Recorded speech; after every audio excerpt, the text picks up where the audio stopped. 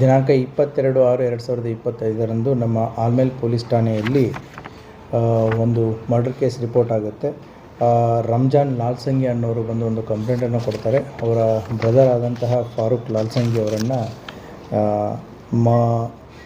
ಮಹಬೂಬಿ ಫಾರೂಕ್ ಲಾಲ್ಸಂಗಿ ಅಂತಂದರೆ ಡಿಸೀಸ್ನ ವೈಫು ಮತ್ತು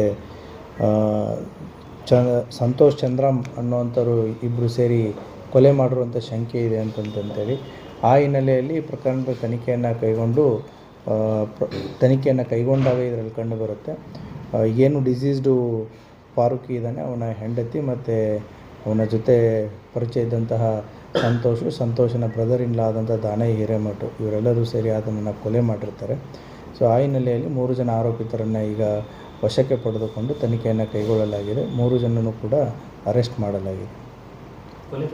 thank you.